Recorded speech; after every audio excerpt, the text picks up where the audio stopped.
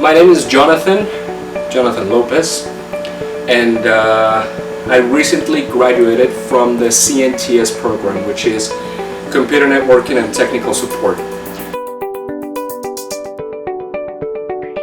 The school itself helped me a lot. My teachers were very helpful whenever I didn't understand something.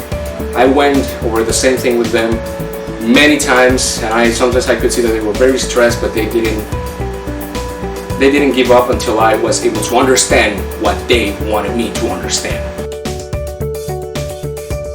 Well, it is fantastic.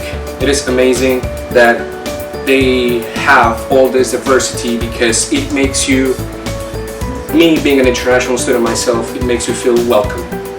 Because seeing all these people from all around the world, from Brazil, India, Mexico, China, Japan, Korea, everywhere in the world,